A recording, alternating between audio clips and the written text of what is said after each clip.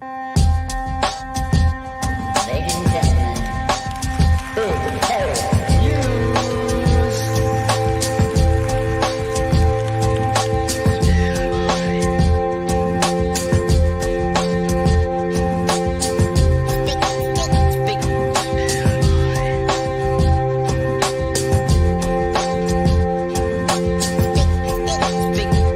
Big hairy news.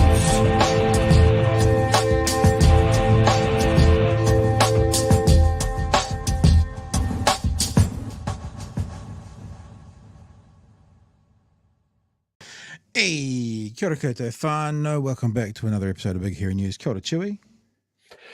Kia ora, Pat. It's How- Tuesday, isn't it? It is. How are you today, man? I was out with the dog today, and it was warm-ish day, but that wind was cutting. Arctic, well, I guess technically an Antarctic wind flooding through Dunedin today. Yeah, look, I didn't experience any of that being locked away in my workplace, but today's a good day because I think I've mentioned this on the show before.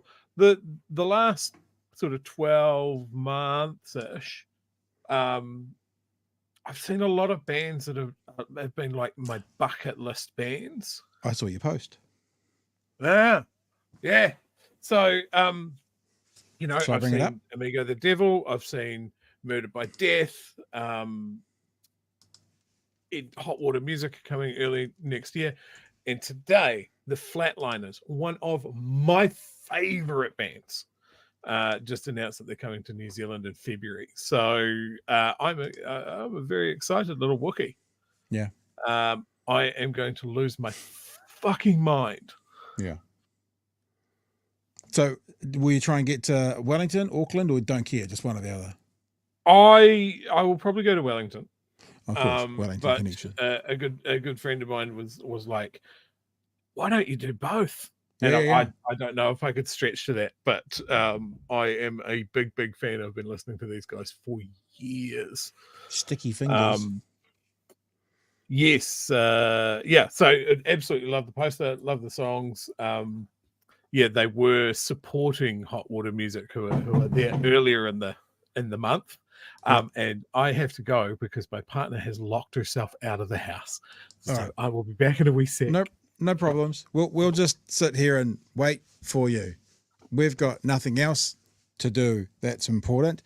Let's say a huge thanks to our new patrons in the last week or so. Nana Faye has joined up. Luke Adam Diamond has joined up. Janice has joined up. Old Papa Vader and Karen Lem have all joined up to be a part of what we do. Huge thanks to our patrons. Huge thanks for being involved. I'm wondering, when I put these targets out there, Chewy, we never hit them really. But I was wondering, what are the chances of 500 patrons by Christmas? Oh. Just a little target that I thought up today, because things for next year. Just remember last time I tried to hold you all hostage. So Yeah. there's that. Yeah. Just an idea. Just putting it out into the ethos, putting it out there.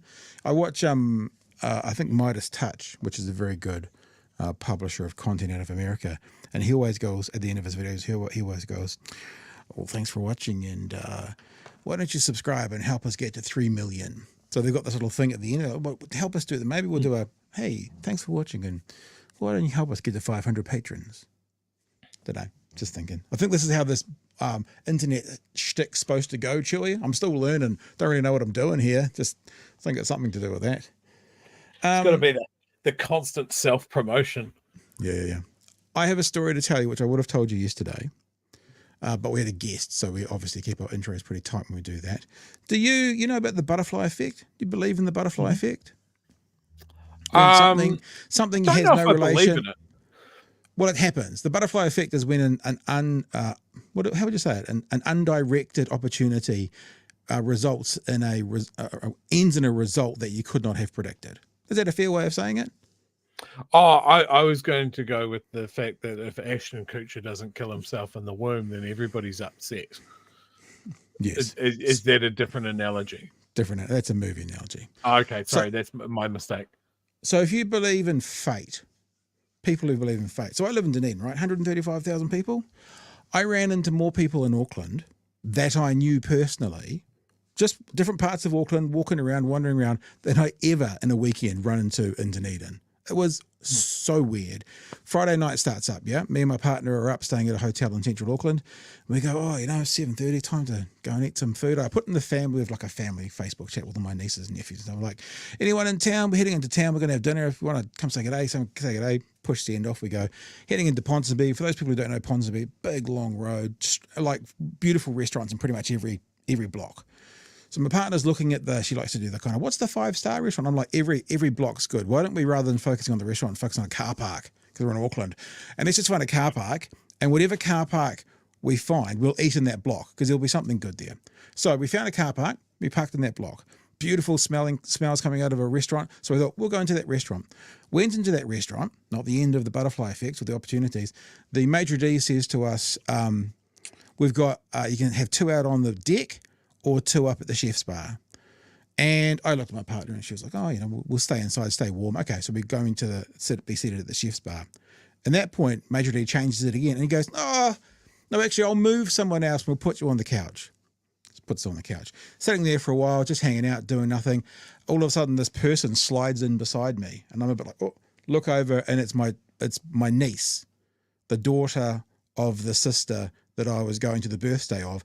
And then 2 meters that way, there was 20 of my family and friends sitting at the restaurant that we went to, had messaged people. We didn't say we're going to this restaurant. We'd messaged people that we're just going to go in town. None of them had seen it because they were already at that restaurant. And it was like, hi, nice to see you guys. It was pretty freaky.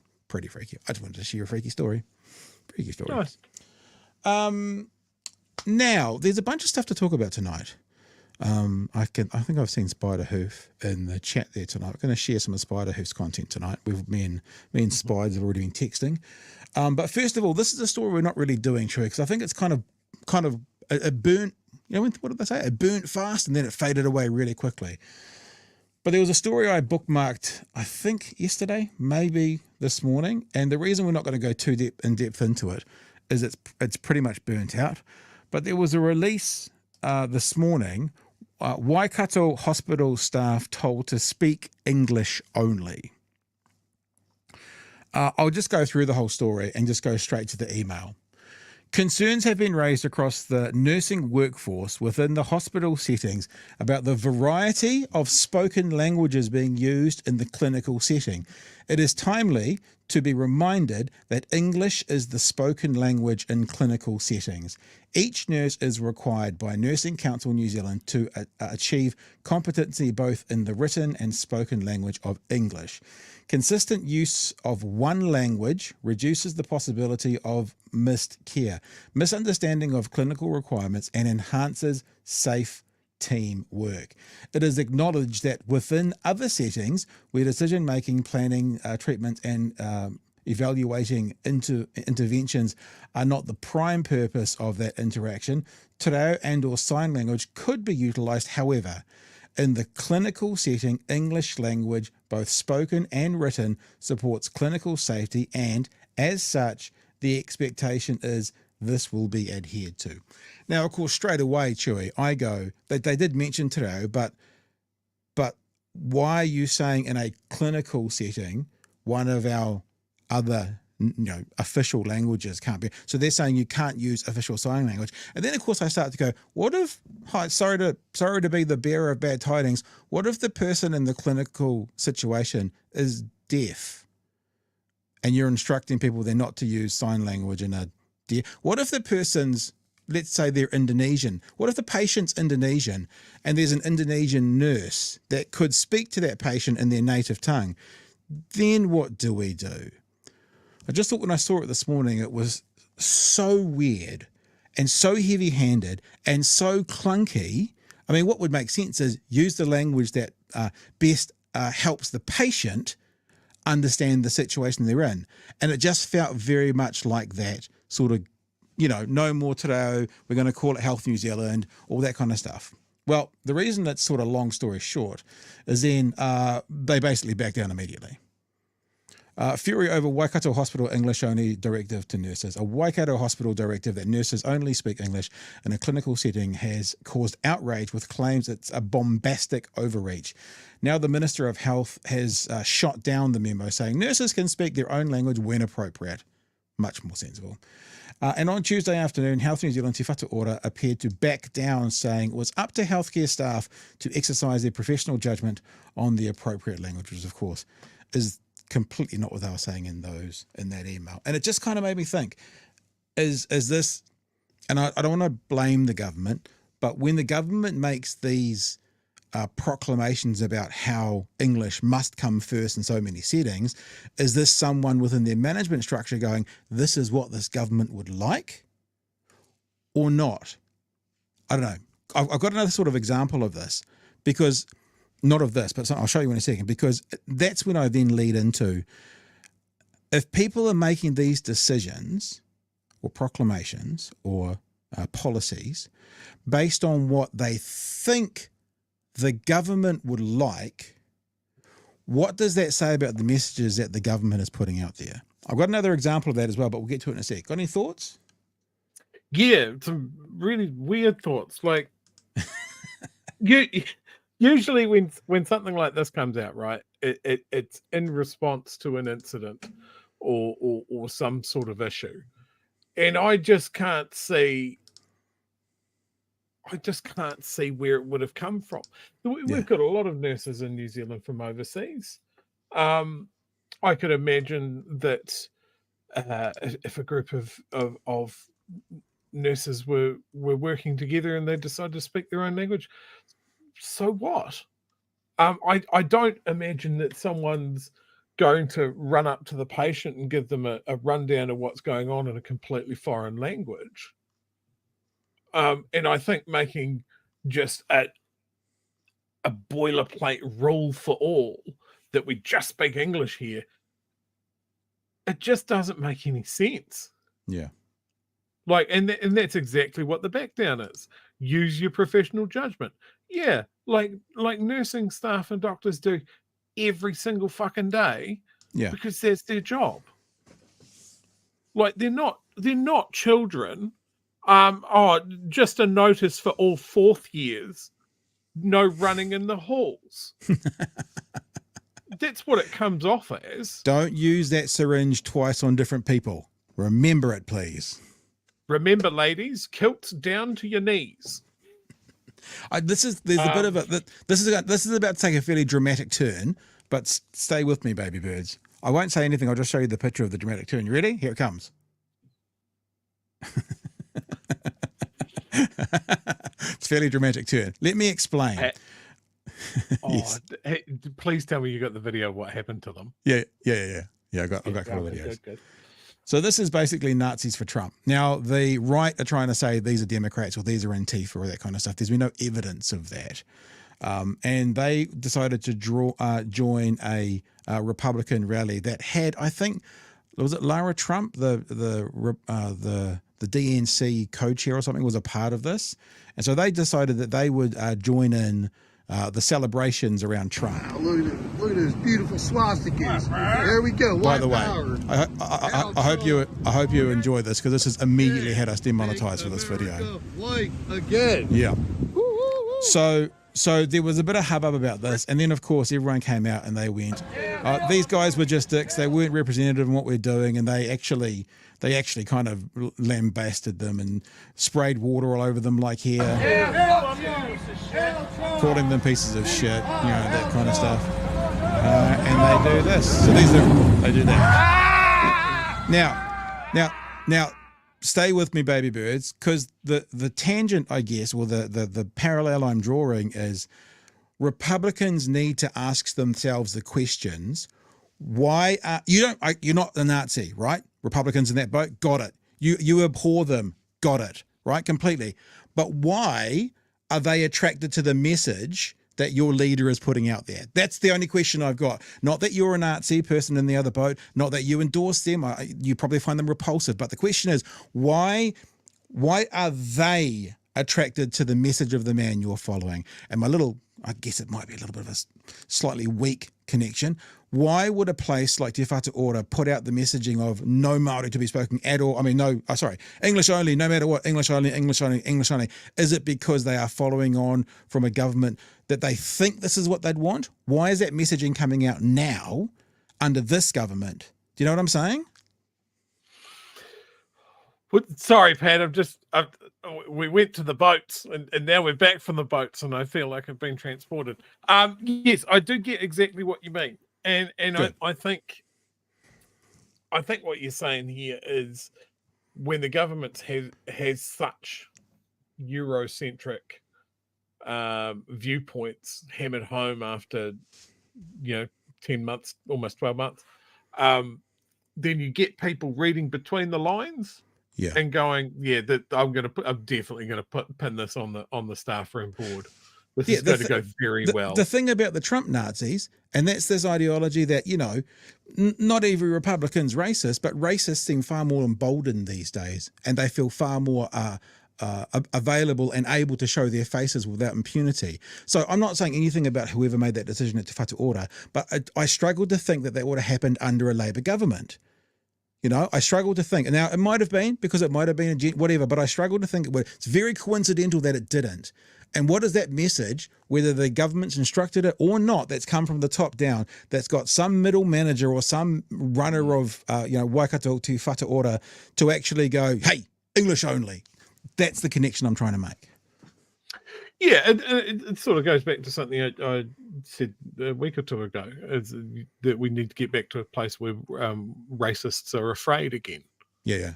I can't let this viewpoint out because something will happen to me or people won't like it. Yes, that's exactly right. You're self-controlling at that point.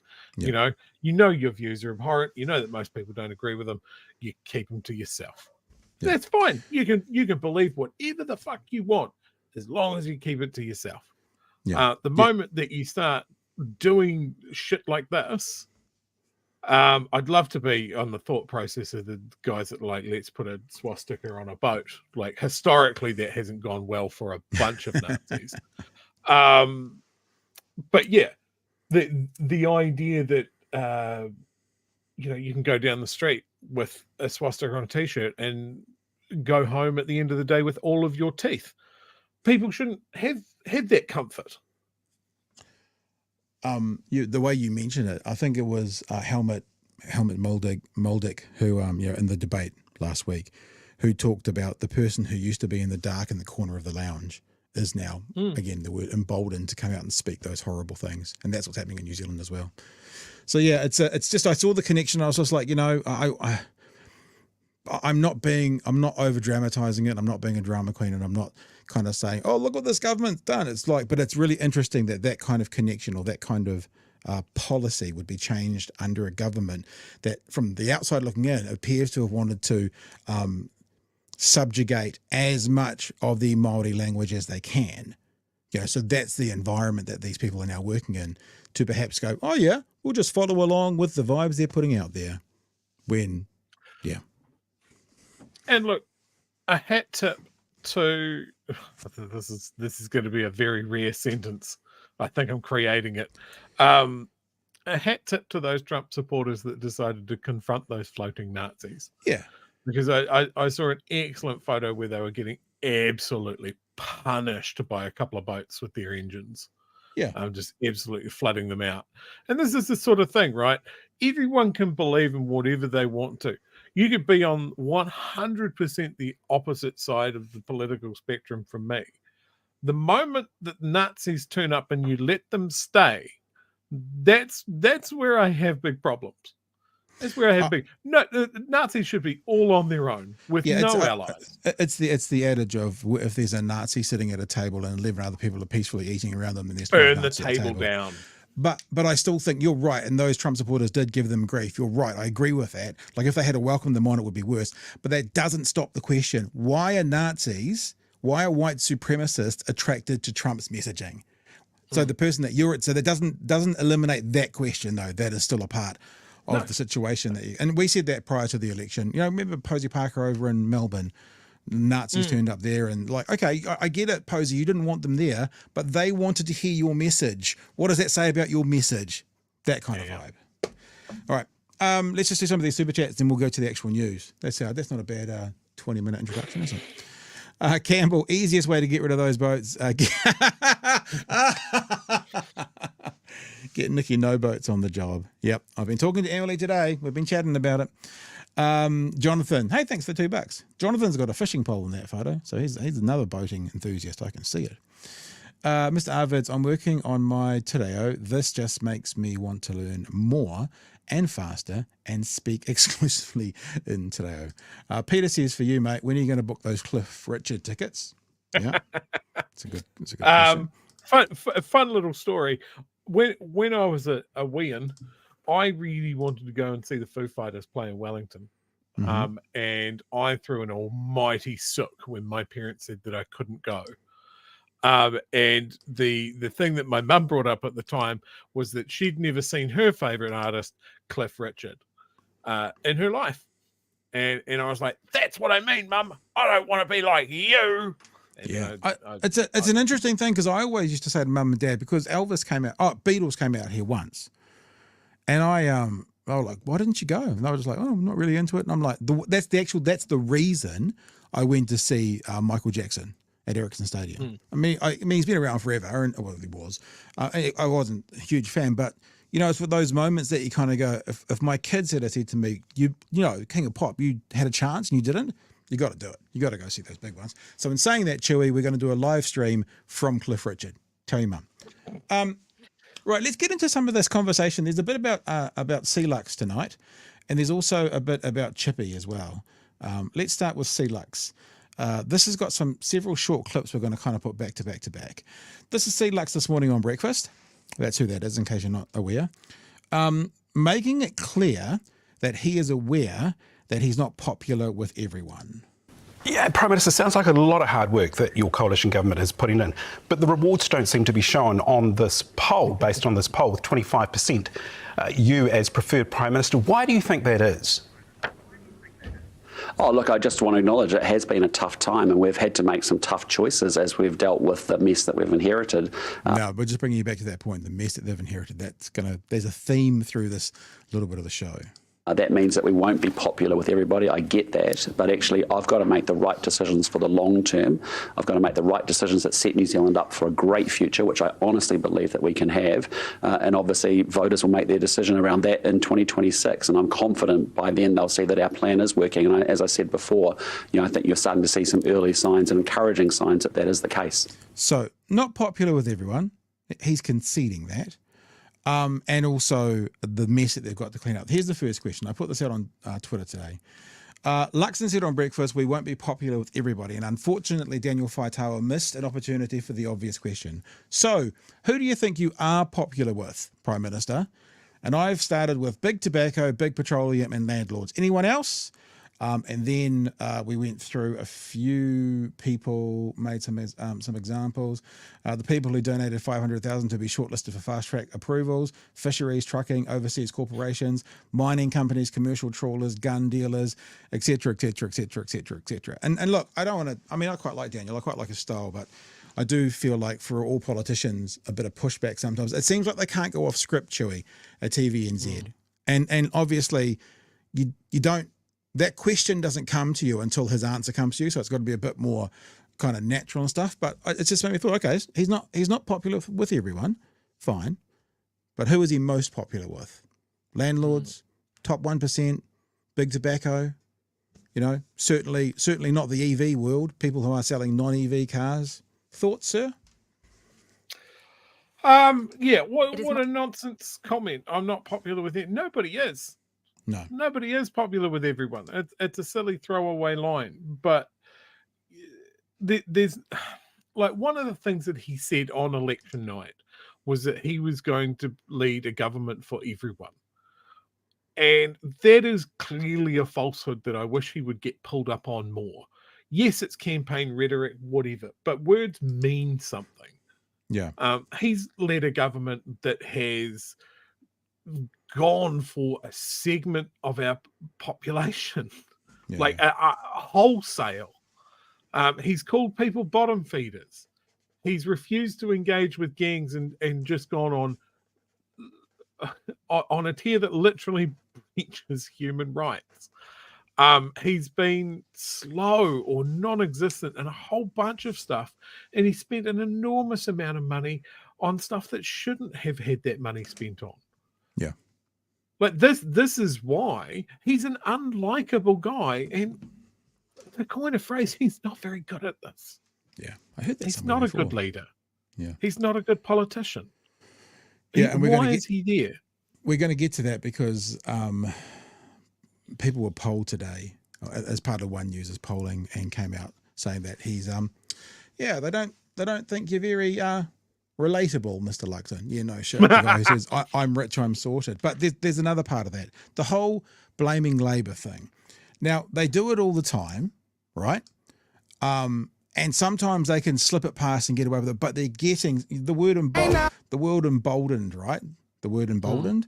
They're getting bolder and bolder and bolder on this. Have a listen to this. That's this thanks to Spiderhoof.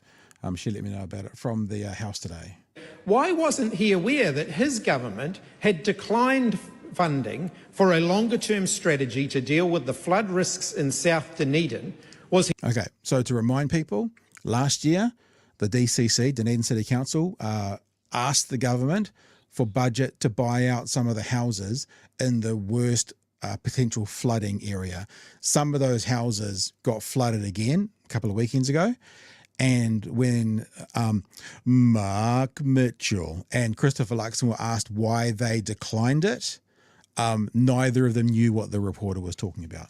So that's what Hipkins is talking. He's saying, why did you guys decline that request? Strategy to deal with the flood risks in South Dunedin. Was he not properly briefed before his visit, or does he just not care? I'll just remind that member that it was his government that declined the proposal that was sent forward by the District Council. Well, That's not true. Now I know. So I'm going to turn that down for the music. So Luxon today didn't just say, oh, we've inherited a mess. He said, in June of this year, your government declined that request. Like not even, oh, there's Spiderhoof with a screen grab that's dated 25th of June 2024. Government turns down city bid for climate cash. And Luxon stands up and is so comfortable in his life of lies, his tower of bullshit, that he says that under Hipkins they turned it down when it didn't get turned down until the middle of this year, just before the floods. So this whole chewy, what we inherited is one thing, but now he's either an absolute moron who doesn't know what's going on, and he got given an opportunity 2 weekends ago to know by today, or he's just so, to use that word again, emboldened to lie, that he'll just lie because he knows that the media won't check him. Yeah, New Zealanders on his side will believe him, and he'll move on to something else tomorrow. Yeah. Do you remember when we had a prime minister that was just always across things? Yeah. Like there was almost no passing off. Yeah. To other people unless they actually did have an answer. This is a shambles, an absolute shambles. And what issue this is going to create for the people of South Dunedin, right, is after the insurance companies have gone through and fixed up everything that got damaged this time, they cancel people's policies and say, that's the last one. We're not going to do it again. Yep. And the people that live in South Dunedin are poor, elderly.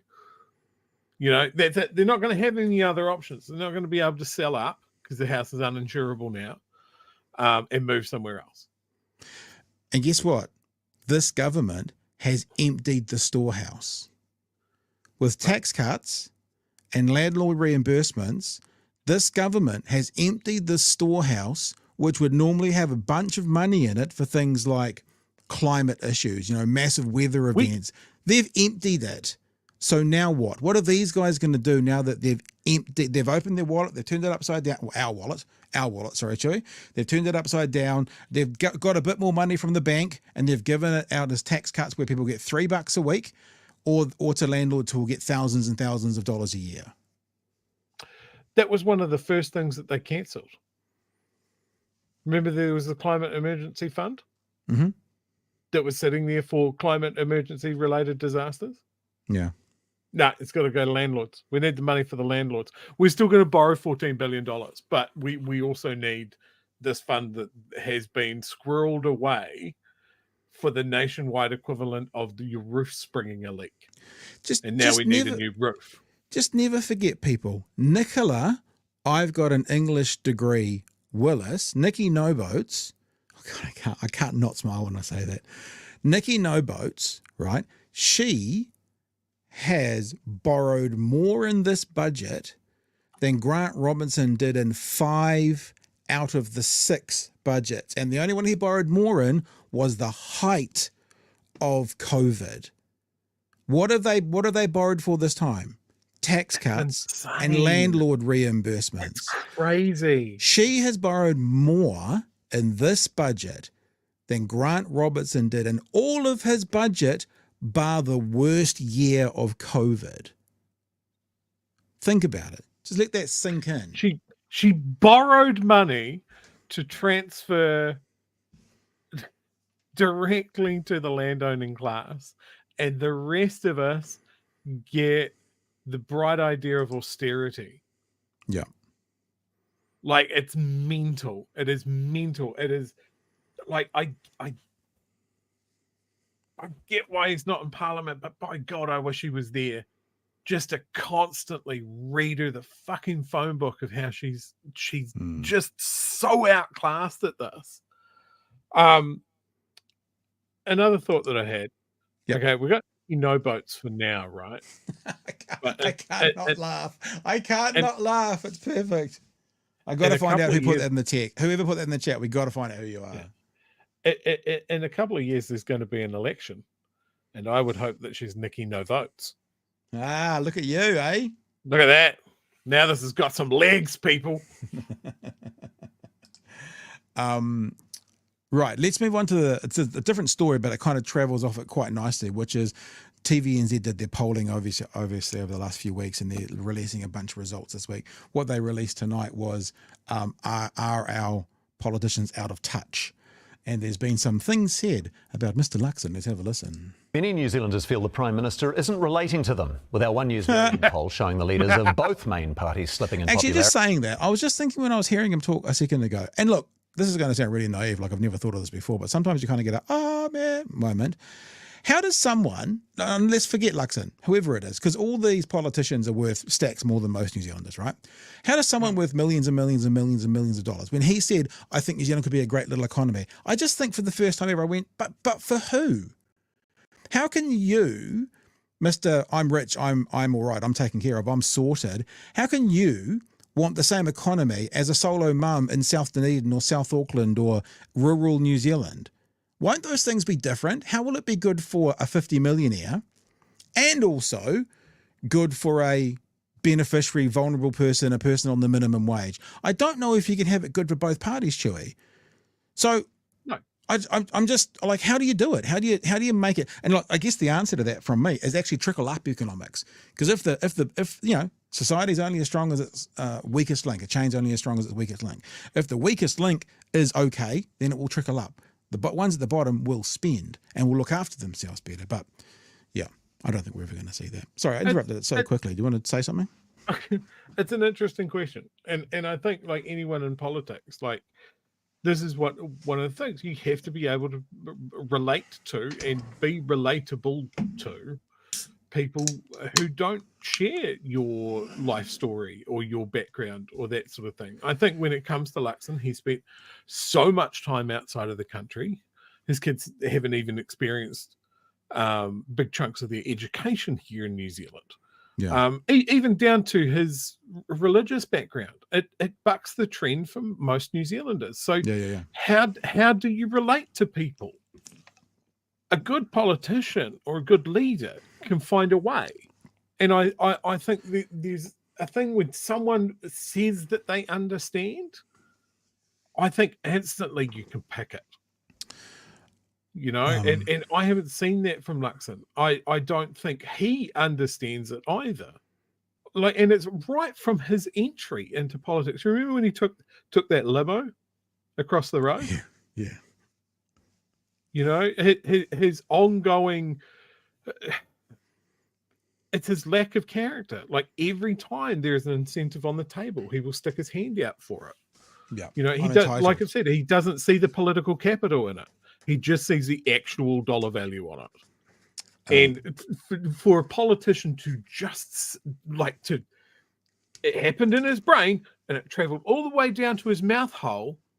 He said on TV, "I'm wealthy and I'm sorted," and thought that phrase would not just ping pong around people's head for months and months and months.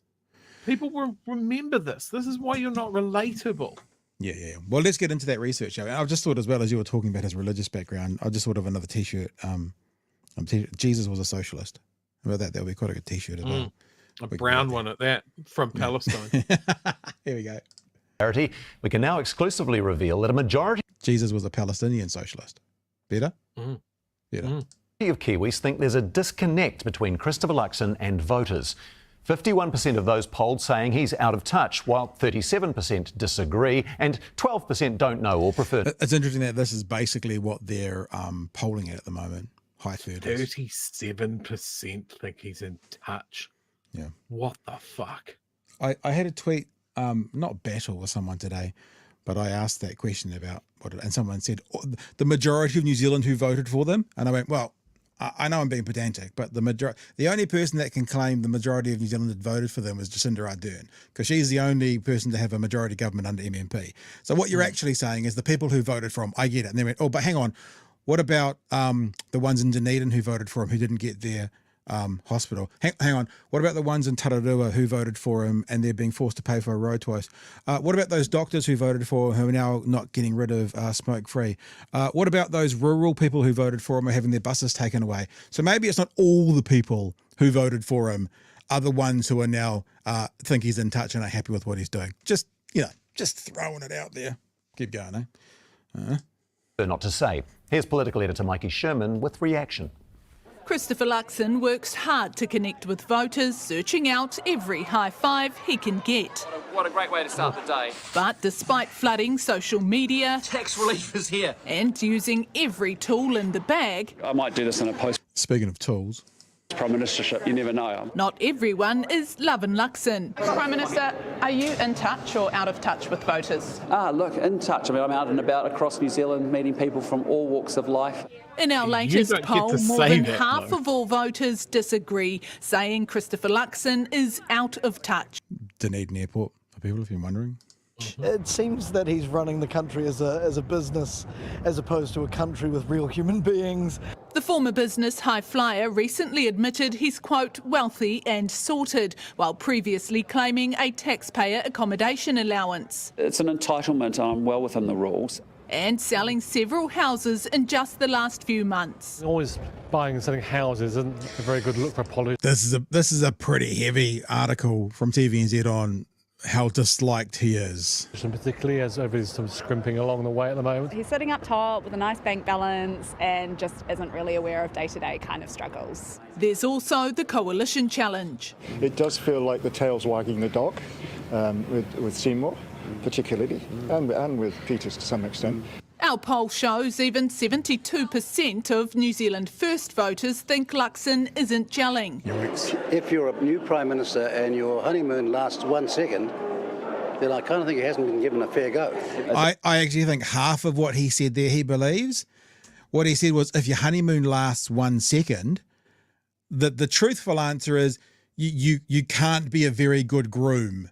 But it's almost like Winston just stopped for a second. He realised if your honeymoon only lasts 1 second, oh, hang on, I'm in coalition with them. I got to say that it's the voters' fault. But it's actually, if your honeymoon only lasts 1 second, you are a shit groom. You probably shouldn't have married that person if it only lasts 1 second. So listen to Winston again when he says it. First voters think Luxon isn't gelling.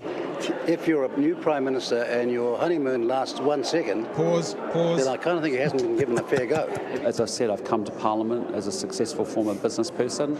I think that's good that you can have people from all walks of life across New Zealand actually coming to this place and being able to make a contribution. Well, I mean, ultimately, Christopher Luxon himself has said that he doesn't care what New Zealanders think about the actions that his government are taking. Labor today, absolutely brutal. Check this out. Time and again he said, I'm entitled. In fact, he said he's entitled to his entitlement. What does that say? Well, you can't go around and say I'm wealthy and I'm sorted and think that's a great thing. He's one of those people that when, at primary school, when I grow up, I want to be Prime Minister, and that's kind of the depth of the man that he is. National backing their leader. Yeah, I mean, everybody has their own background and he's doing a good job. Absolutely in touch. He's a fantastic leader and he's doing great things for this country. Many, though, still need convincing. There you go. There is part one, Chewy. This goes on this story to talk about Chippy's leadership, but we'll look at that next. Thoughts? Oh, yeah. Like, I think my only thought from what he said there is, again, his myth of being a successful businessman. Yeah, what's the metric for successful? Leader. Yeah. Like the thing with him being, successful former CEO of Air New Zealand, I haven't really ever seen anyone dig into that. Yeah. Like, how popular was he as a leader? Did he deliver success to Air New Zealand? Or did he deliver misery for his workers and a big fat dividend for the board and investors?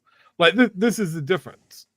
He's come from a big international company. He's almost, as soon as he was at Air New Zealand, people would mention that he was a potential former prime minister, and I never really saw a reason why. So yeah, it's these myths that have built up, this kind of cult of personality that he's trying to build, and at least as far as I can see it, is wildly ineffectual, even compared to someone like John Key. Like, I didn't see it, but a lot of people consider John Key to be very relatable, with almost the same sort of background, that wealthy fucking investment banker. I don't know why anybody would see that as relatable, but people did see that in Key. And then the things about Jacinda that made her relatable, they weaponized. It's just bizarre, and I don't think you can put your finger on it and go, well, this is what makes someone relatable. You either are or you aren't, and I just haven't ever seen it in Luxon. I'm listening to you. I'm enthralled with what you're saying, but I'm also looking at the stock price as we speak for Air New Zealand, when he started and when he finished. It'd be one metric. I mean, I think that you're right about, people who are how you work and what your workers think of you and stuff. Right. I haven't set this up, so it could be great reading, right? No, not setting this up. I don't know. We'll just have a look. I've just done it here. And I think how you read this is so the end. He was there from 2012 to 2019. So at the end of 2019, I'm assuming that's $1.83. $1.83. Yeah. Yeah. And so what about the start of 2012? Well, it'll take me a while to get there, isn't it? Page down. No rush, guys. 17, 16, 15. What did I say? $1.83? In the start of 2012, it's 55 cents. So, on the stock market, there's a metric that he is a good businessman. 55 cents for stocks. Oh, that would have been brilliant. When was he there again? 2012 to 2019. This is live research. This is enthralling podcasting. So, no, I'm just trying to look at staff losses around that time, but of course, all the big stories about staff losses at Air New Zealand are all around COVID. Yeah, of course. All right. Yeah, but you're right, though. We haven't done any drilling into that. He claims to be a successful businessman. I guess if you have a look at the finances, I don't know quite what he did at Unilever, middle management, what he was responsible for there. But, Air New Zealand's stock price certainly tripled from the time he was there. So there is a metric for what it's for success. Be interesting to see some other ones. Someone should delve into that. People are saying anything. He cut contracts at Air New Zealand, yada yada yada. Yeah, that often comes with financial success as well. You cut away some of your costings, which often is staff. So let's have a look at the next part of this conversation. TVNZ also asked people about Chippy and if they thought Chippy should step aside. Chewy and Chippy? Chippy and Chewy. So Chewy, should Chippy step aside? Is his reign as leader over, according to the voters? Our exclusive poll also put Chris Hipkins' leadership under the spotlight. We asked, should he remain leader of the Labor Party? 54% of eligible voters polled say yes, he should, while 26% think he should step down, and 20%, as you can see. So that's significant. Half, just over half, more than half of the people, like about the same percentage of people think he should stay as leader as thinks Christopher Luxon is not relatable. So that's a pretty impressive number for someone who has just lost an election. But I think as Kieran McAnulty has told us a couple of times, there's been no blow up. Often when you get trounced like that, my word, not his, at an election, you know, the party is pretty septic after that. And this hasn't happened. So maybe that's one of the reasons people are still showing some sign of confidence in him. We'll have a look what they've got to say, because I think Kieran's actually in this conversation. Don't know or prefer not to say. Senior political reporter Benedict Collins has more. As Prime Minister, he was synonymous with sausage rolls. Too much sauce. But the public couldn't stomach another term of Labour, slumping to defeat. 1 year on, do you think you have the public's support to remain as Leader of the Opposition? Yes, I do, and I certainly have the support of my team. Our goal over the next 2 years is to rebuild our support. And they sure have a lot of rebuilding to do. Did you lose any sleep last night over your fall in the preferred Prime Minister stakes? No, I didn't. I mean, look, all politicians love to be popular. A tough ask, he says, in opposition. The nature of the job is you tend to be more critical and more negative.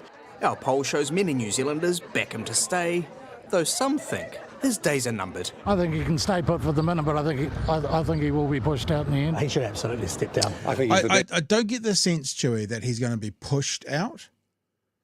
If you say nothing else positive about this Labor Party, I think they seem quite united. And I think if Chippy was to step down, it'll be because it's what's best for the party. That's how, I mean, it may not be, might turn into a bloody bloodbath. But at the moment, it feels like if he was to step down, it would be kind of talked through and organised and done in a way that seems, that wouldn't harm the party. I don't know, am I being a bit Pollyanna, or is that, you see it like that way?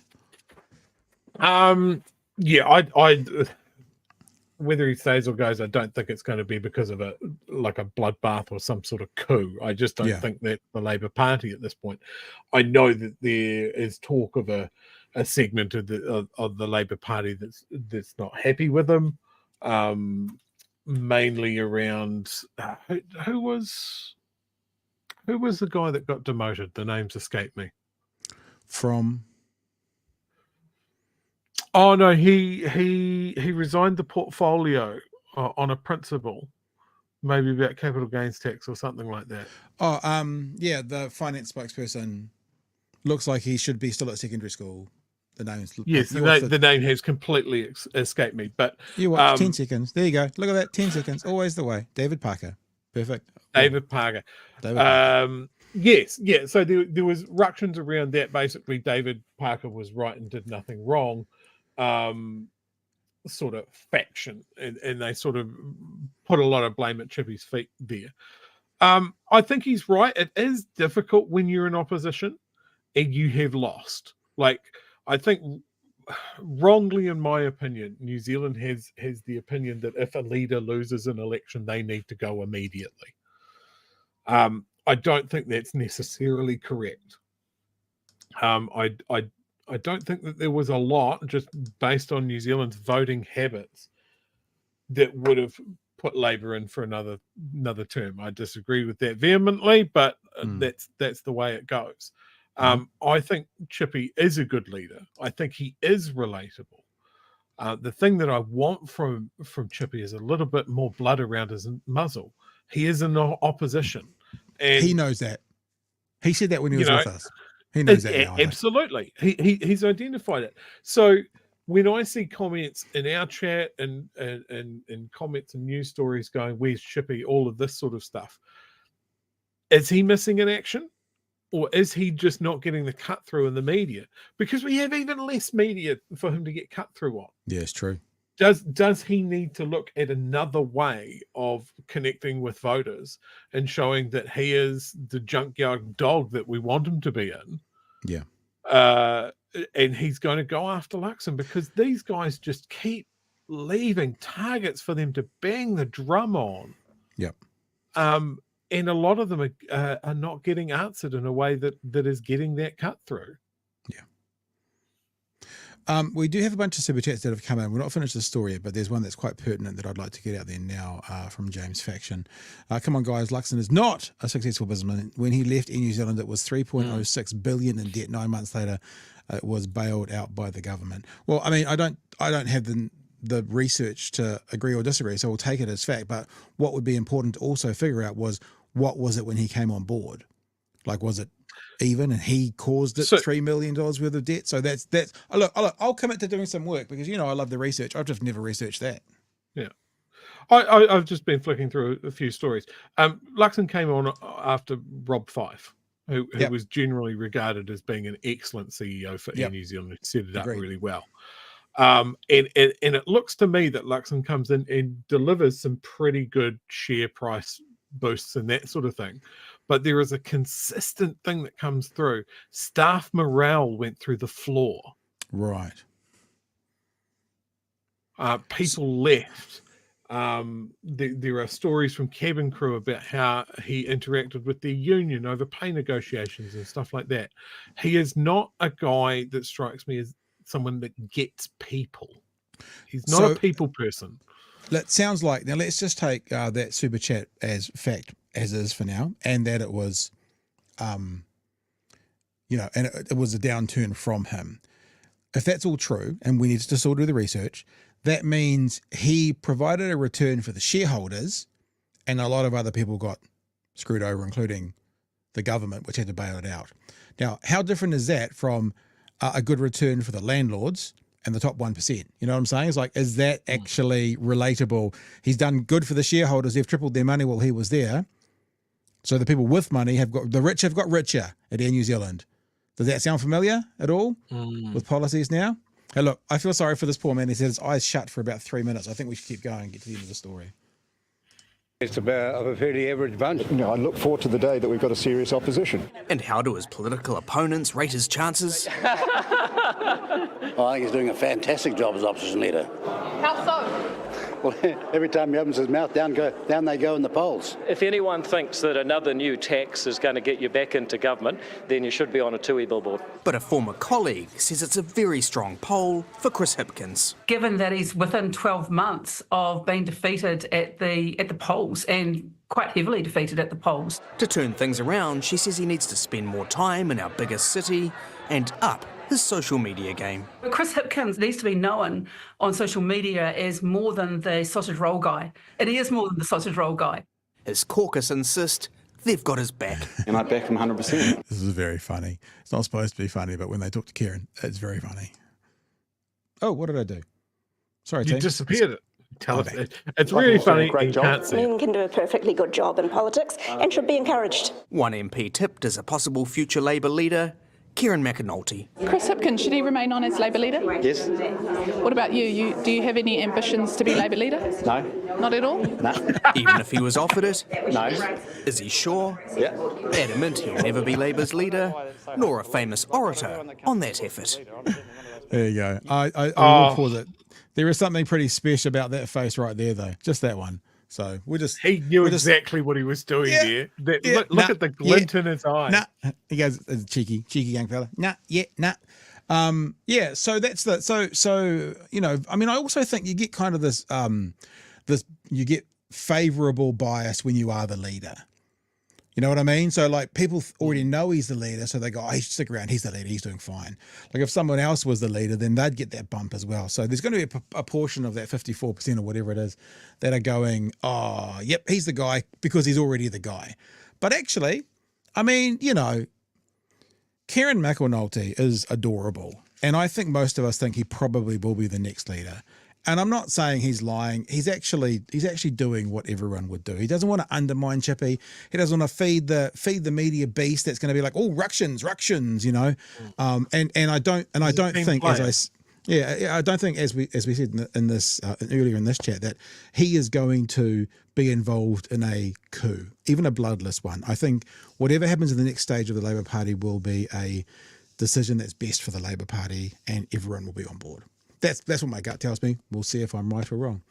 What else do you think, Chewy? Anything else about that? About the old Chippy, people liking Chippy? I think it's a long road. Like, we've still got 2 years to go. I think Chippy is fine where he is. I want to see just a full court press from the entire team.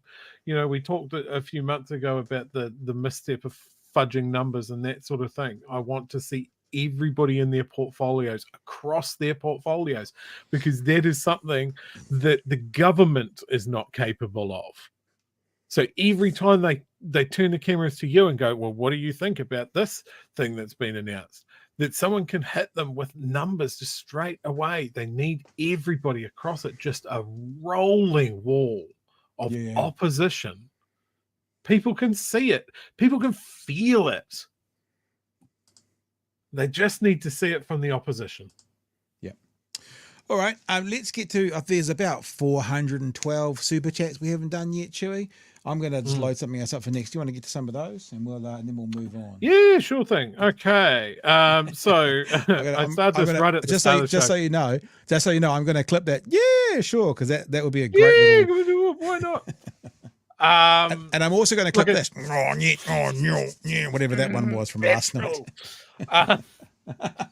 So look, we've actually got a direct answer to the question that we're asking. It's not a super chat, but I started right at the start of the show. New Zealand Labour Party says Chippy will be PM again in 2026. So I don't know why we're discussing it. There we go. I don't, and just for clarity, I don't think that's the Labour Party of New Zealand. I think that's. But no, because it's got the red, and the fern, and it says Labour Party NZ. So all right, fair enough. That's it. It's official. It's in the ballot. Nikki no boat and no terrible. Such a good name. Terrible. Such I'm a bad person. I'm wealthy and I'm sorted. Absolutely. That is going to haunt him. Yeah. Haunt him. I just said it. I'll say it again. I'm entitled. How does someone make an economy work for the 50 millionaires and for the DPBs? How is that even possible? You got to pick your team, and it's obvious that this government has picked their team, and it's not the vulnerable. Mm-hmm. Wooming, I'm surprised he didn't roll out his favourite. Look, I haven't seen it. That would be a great. Have you seen the polls that said that you're unrelatable? No, I haven't seen that. Mark Mitchell will answer the next question. Mark Mitchell. This is exactly what I was talking about with Kiwi Bib. Wow, a rare Chippy sighting. Yeah. Now, who's to blame? Is he not around, or is media just not?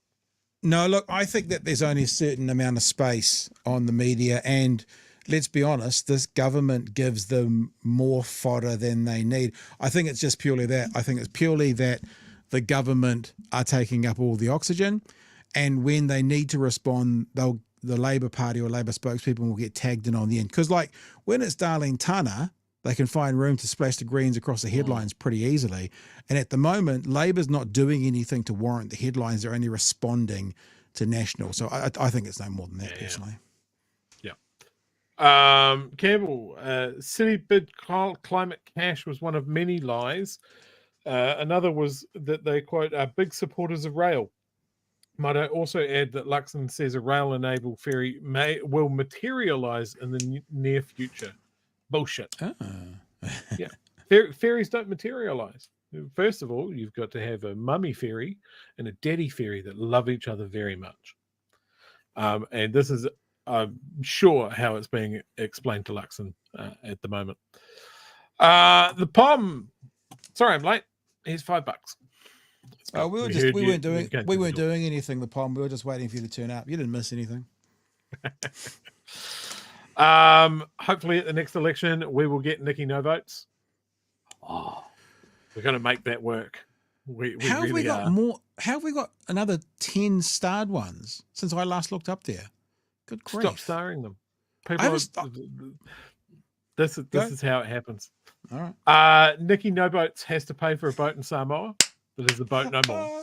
I don't know. If I start laughing about that, we'll get rid of it. I used to have a mate at Teachers Training College, and we used to do the always look on the bright side of life. Always look on the bright, and we'd start whistling, and we couldn't get through the whistle. Like, honestly, for the whole time we were there, both of us would crack up each time we started, and we never once got through it.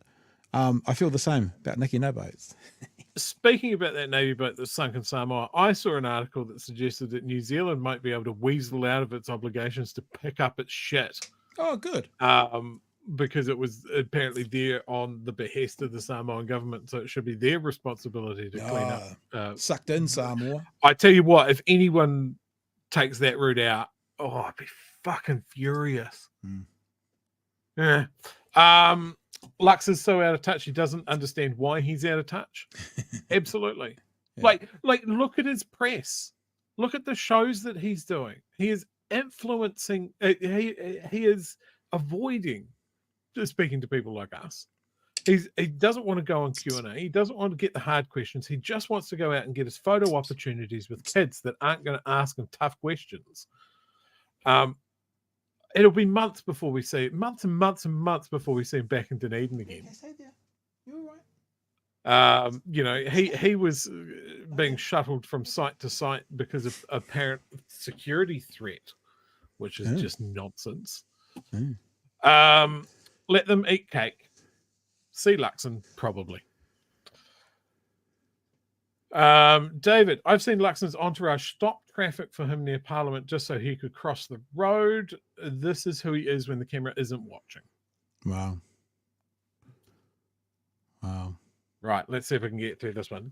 Chewy buys chippies from the Chippy shop. Chewy buys chippies from the Chippy shop for Chippy. Right. You have to try harder.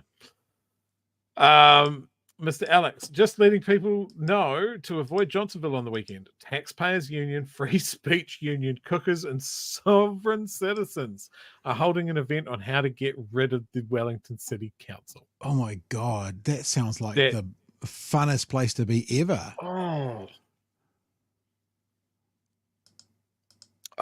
that's Jesus. Jesus was a socialist, so he won't be there. Was Chloe not saying the same a few years ago? Yeah. I assume about That's being why. the leader. Leader, yeah. Yeah. Absolutely. Why? Why would you say that to media? Yeah. Like, if it gets to the stage where someone is saying, yeah, I want to be leader. I'm not a leader at the moment, but I'd want to be. Things are bad.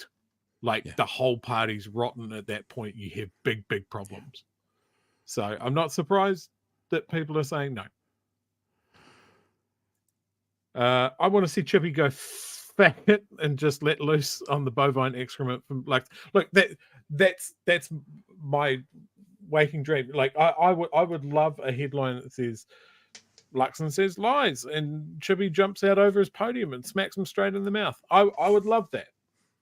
What's that parliament that does that with all the fighting? Is it the Taiwanese? There's Taiwanese a couple parliament? of them. There's a couple of them.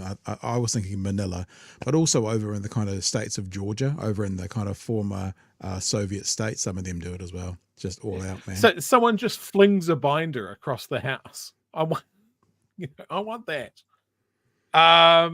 I wonder if Labor are intentionally laying low in this first year and waiting for the knockout punch closer to the election. Look, Maybe. it absolutely could be a strategy. And none of us want it to be. We all want to see just 100% aggression the entire time, but also it's 3 years. But we are able to sort of take apart the national argument at the moment. So, you know how they always talk about, Biden won by staying in his basement during COVID. It's like, if maybe they don't need to come out now because lots of stuff that National is doing is being pointed out as terrible. So maybe they are.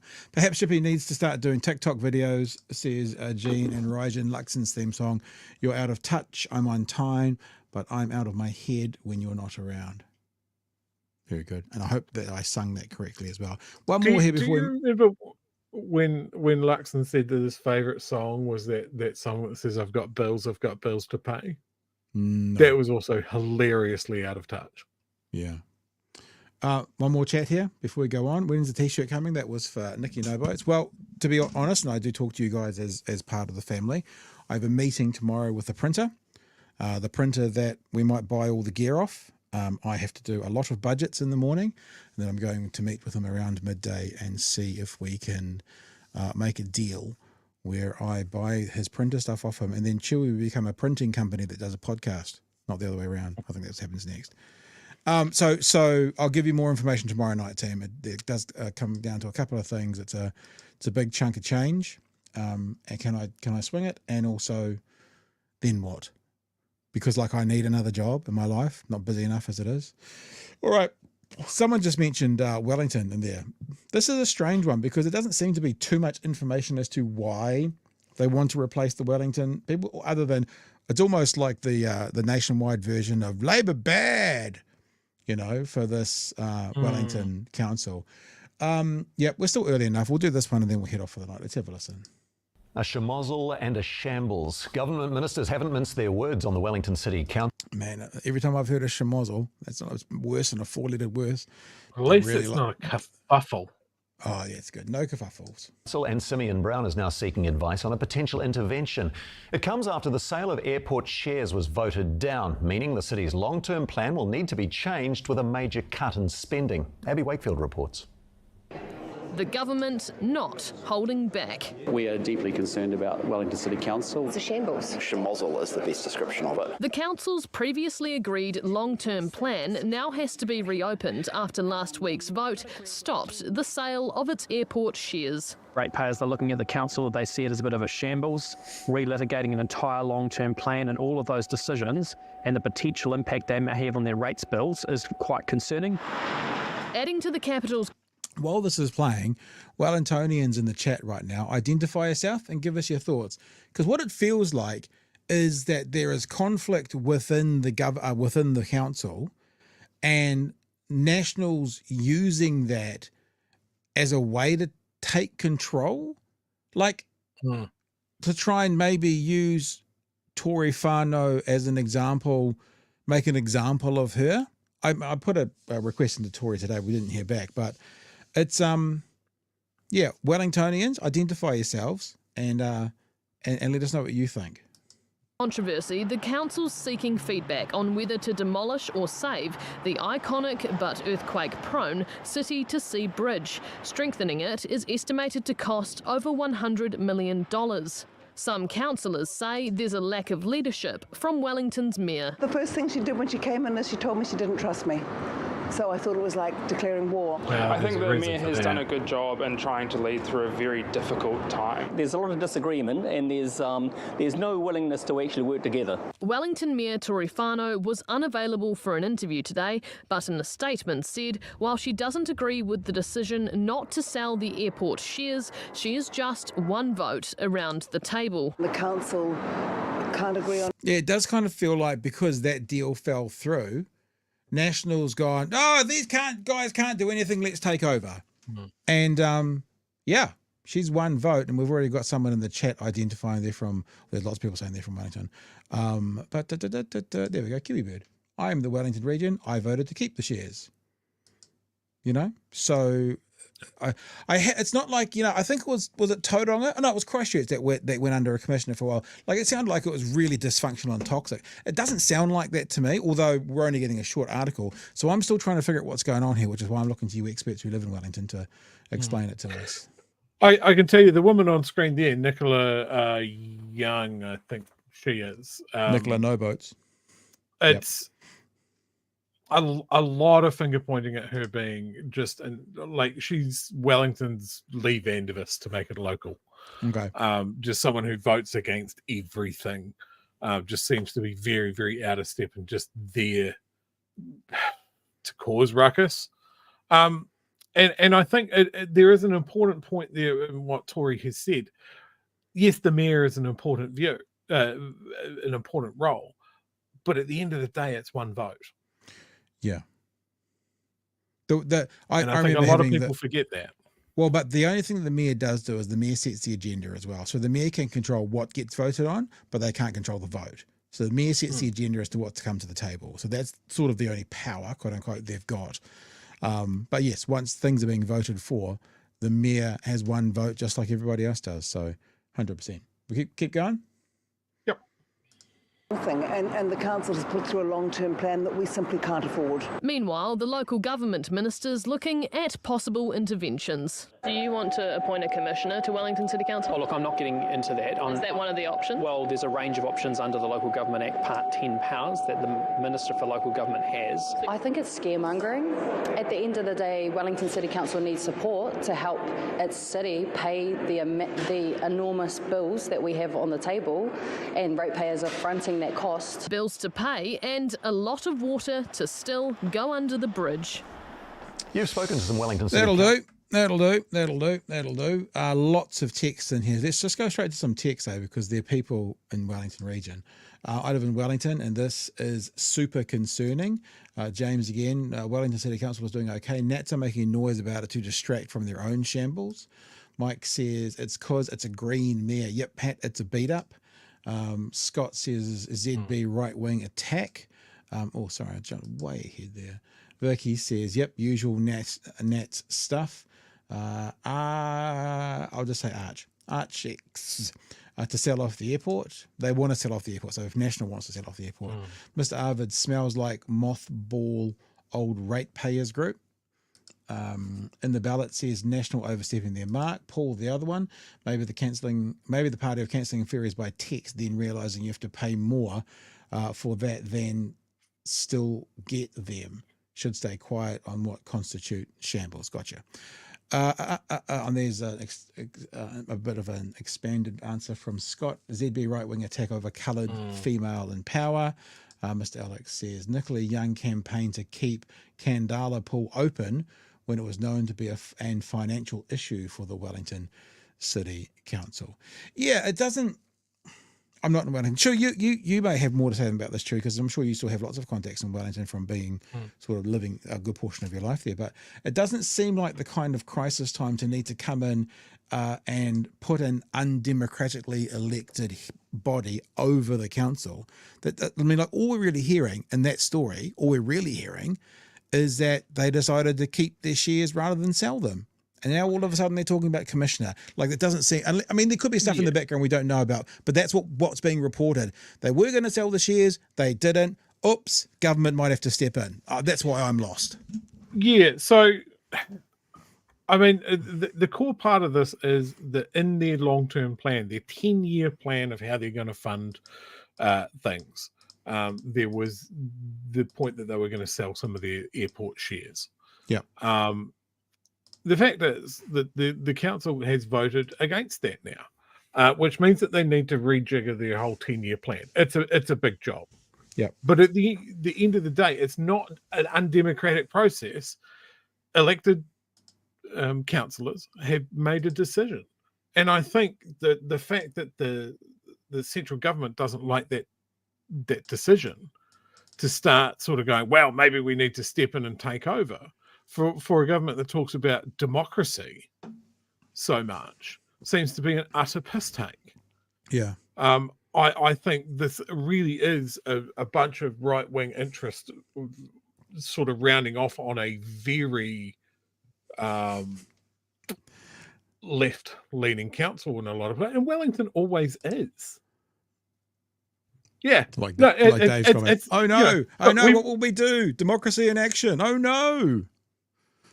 And you look at times where National has stepped in and taken over, like I think of ECAN in Christchurch. Yep. That's what I was thinking of. That was a massive overreach into local democracy. And it was purely because issues around water in Canterbury were going against commercial interests. That they stood in and took it over.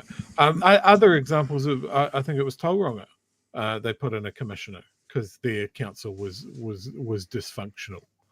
I think it's a big step for central government to go, no, not like that. We don't like that. So we're taking over. They've been very, very quick to hit that button. Wellington has a lot of problems.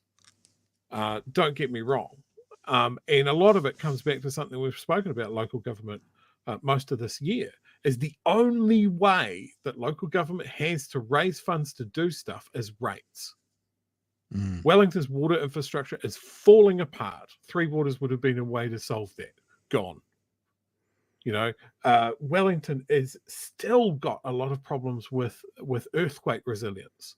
There are still buildings that are red and yellow stickered, waiting for landlords to do something about it since the Kaikoura earthquake. And the news about the City to Sea Bridge, that's just another thing.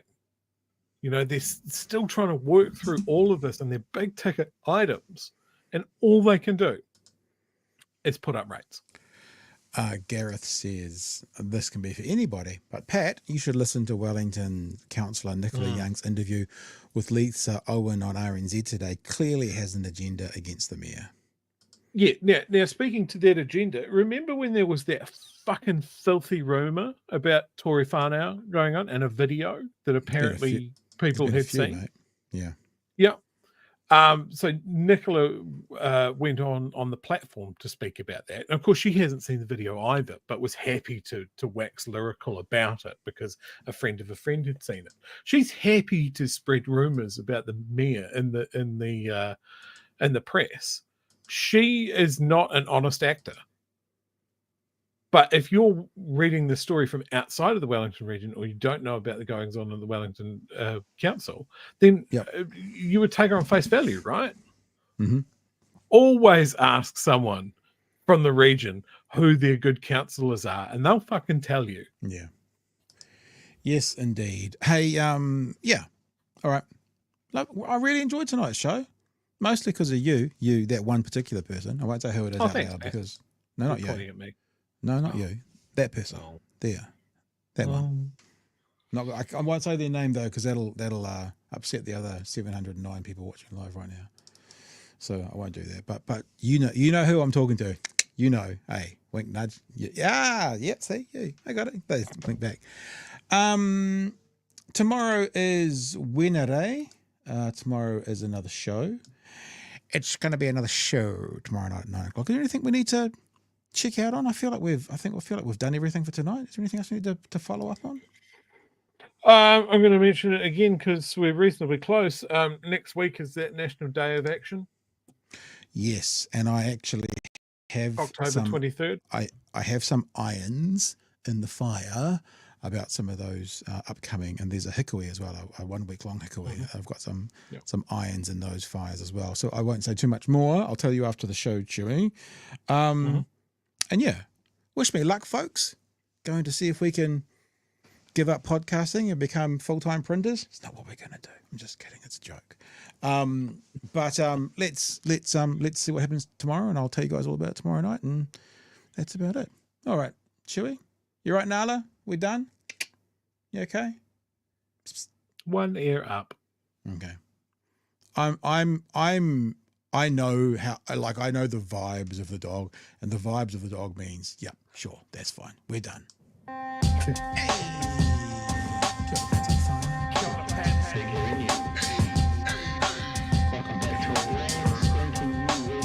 Help us settle a debate, whether it be thoughtful or funny, even if we're all creatures of hate. It's a fine line that we're walking together. For better, push aside the temptation to berate. Let's take a note of the corners we stand in. As many points as the hairs on my chinny chin chin. When the news that we're watching is hairy, knowing all the things that we need to be wary of. Like the rich have the hand out for rewards, while the many have to work out what they can afford. And the rest of us ain't paying attention, or maybe have questions we're too worried to mention. Other media is still dwelling on trivial facts, vetting peas from the rice and the mice from the rats, and picking and choosing a war path to run, and linking ourselves with the hill to die on. It's gotta come down to a welcoming vibe, with an A and a self and a higher in mind. All heavily either this way or that, and we'll be analyzed by Butchery and Pat. With the evil in the world trying to mess with your head, and you're sitting on the couch, you're thinking chivalry's dead. Each night, 2 nights, they're gonna sing you to bed. It's Big Hairy News. All right, guys, thanks for being with us tonight. I've enjoyed the show greatly. Chewy, thanks for being involved, sir. You're a beautiful man. Don't ever let anyone tell you otherwise. Yes. Nobody here as does. well. Are people talking? Yes, we're here. Oh. Okay, we good? Yeah, we're good now. Should we keep going, or do you want to just wrap it up now? Wrap this shit up. No, I think we're in the middle of wrapping it, aren't we? Okay. Are we wrapping Well, up the wrapping up? I'm wrapped. I'm completely. Oh, wrapped, okay. so- All right. Well, then I'll Are you wrap wrapped my as shit well? then.